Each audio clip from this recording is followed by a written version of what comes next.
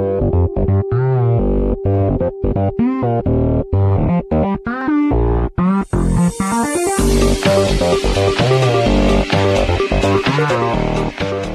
Plus के को ज़राए से मालूम हुआ है कि म्यूनसिपल कॉरपोरेशन मरी ने एक तफसीली रिपोर्ट तैयार की है मरी के अंदर जो गैर कानूनी तामीरात हो रही हैं उन पर। इससे पहले कि हम इस मामले में आगे बढ़ें, आपकी तवज्जो चाहेंगे कि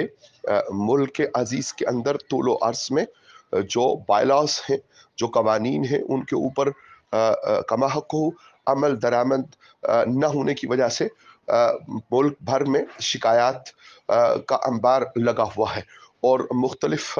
ऐसे मकामात हैं जहाँ पे सुप्रीम कोर्ट ऑफ पाकिस्तान को भी नोटिस लेके तो उनके ऊपर हदायत जारी करनी पड़ती हैं और उससे जो पहले वो लोग जो ऐसी जगहों पर तामीर करते हैं और वहाँ के मकामी महकमे उनको मिली भगत के साथ इस तामीर को मुमकिन करने देते हैं,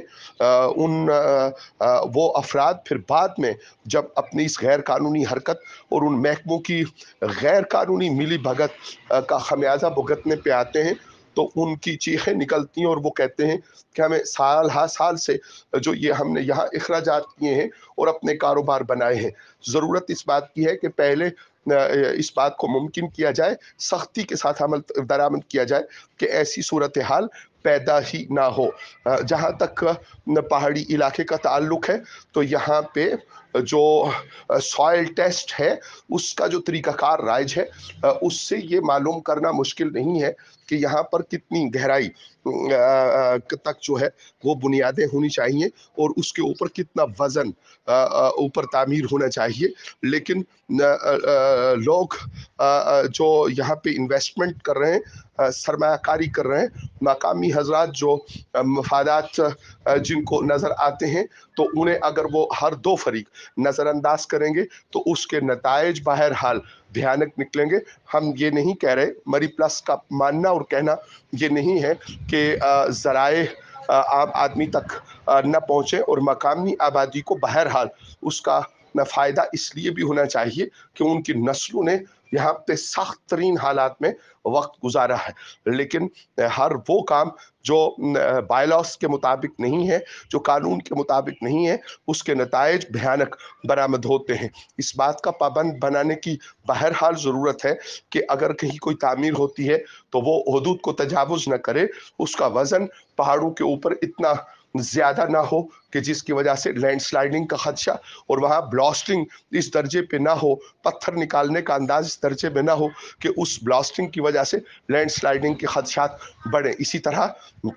सड़कों की तामीर हो या इमारतों की तामीर हो, उनमें इन बुनियादी बातों को मद्देनज़र रखने की ज़रूरत है। जो तामीरात हो रही हैं उनके साथ पार्किंग का कमा-हक़ मौजूद ना होना ये एक बहुत बड़ा मसला है, जिसकी वजह से जो एंट्रेंस है, जो दाखिल होती हैं गाड़ियाँ, उनके मुताबिक पार्किंग न होने की वजह से जैसा कि हालिया सानिया मरी में देखा गया कि रोड्स के ऊपर लोगों ने वक्त गुजारा और वो उस सानहे का शिकार होकर अपनी जानों तक को हार बैठे। ज़रूरत इस बात की है कि पार्किंग प्लाजास की तामीर जिसके ऊपर बारहा साल से बात हो रही है, उस पर हुकूमत वक्त भी तवज्जो दे और जो निजी इदारे होटल्स या इदारे बन रहे हैं उनकी तवज्जो भी हो। यहाँ पे ये अम्र काबिल ज़िक्र है कि रवात में एक निजी बड़े होटल की मौजूदगी के अलावा दीगर जगहों पे भी इस बात की ख्वाहिश और इस बात की कोशिश जारी है जहाँ पे मकामी आबादी के मफादात भी टकराते हैं और उसके ऊपर मुख्तलिफ जगहों पे लड़ाई झगड़े भी हुए हैं। मुकदमात भी सामने आए हैं कि 4 स्टार होटल्स या बड़े होटल्स की तामीर